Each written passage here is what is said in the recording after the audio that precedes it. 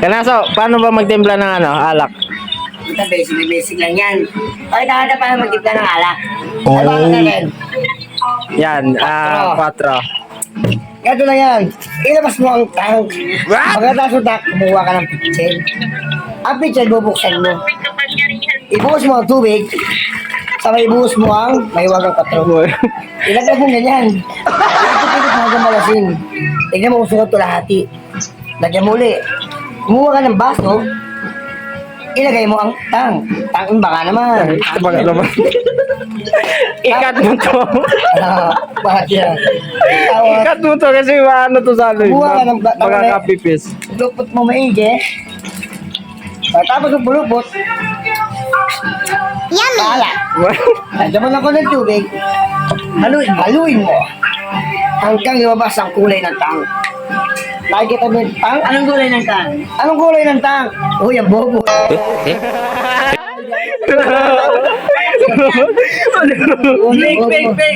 Fake na kanino. Ilagay mo ang bewag ng baso na may lamang juice.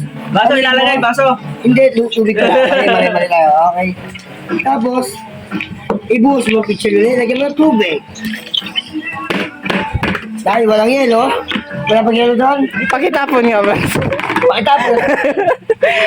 Basta ginupin yan para makuha ang yelo. Lagyan mo ng tubig. Butsal ka. Matigas. Hindi sayang kamay. Kumuha ng pitchel. Hindi na kaya. Lagyan mo natin ito. Nagtataka ko ako kasi luma talaga mo. Sakat natin yung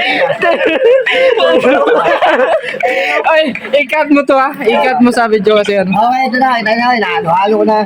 Ilalagay natin ng tubig yung malamig. Hindi, mag-voice over ka na lang. Hindi maganda yan. Bakit yun na yan? Nakasana natin kami panghalo. Haluin mo uli. Patapos maluin, yan. Pwede na. Mamaya, haluin pa ng konti.